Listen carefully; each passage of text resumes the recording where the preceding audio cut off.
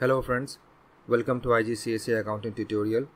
Today we are going to solve January 2018 question number 15. First of all, I would like to make an appeal. If you are new to this channel, please subscribe the channel and press the bell icon, and don't forget to like, share and comment. Let's start. Explain the difference between a bad debt and a provision for doubtful debts. Bad debts is a loss and is charged as expense in income statement, and it occurs when a debtor do not pay back. It is only recorded when a debt has been proved to be gone bad and is then written off.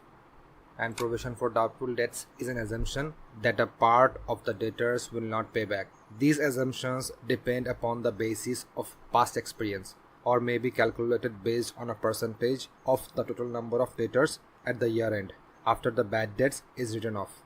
Clear? Next. At the end of their financial year, on 30th November 2017, Baker and Butcher provided the following information related to its debtors.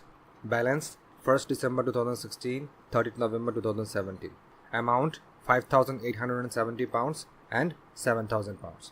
On 30th November 2017, Baker and Butcher decided to write off a bad debt of £300 and create a provision for doubtful debts of 2% of remaining debtors. Option B. Prepare the journal entries to record both of these transactions. Narratives are required. The journal of a bad debt is bad debts debit and receivables or sales ledger control account credit £300, and the narration is being the writing off of a bad debt.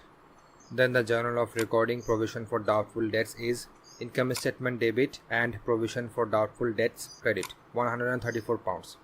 This £134 has been calculated after deducting bad debts from the closing balance of debtors and multiplying the doubtful debts percentage.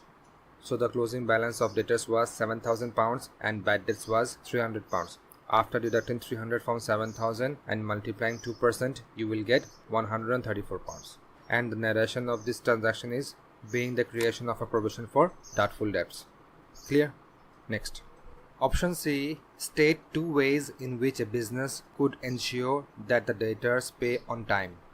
Two ways in which a business could ensure that the debtors pay on time are: if the business offer cash discounts to motivate debtors to pay early, and the second one is improve credit control. If the business improve their credit control policy, they could ensure that the debtors pay on time. If you have any questions regarding this video, please comment in my comment box. I will try my best to explain you. If you like this video, please share with your friends and family, like my Facebook page, subscribe my YouTube channel, and don't forget to press the bell icon so that you can receive notifications about my latest videos. Thanks for watching. Bye bye.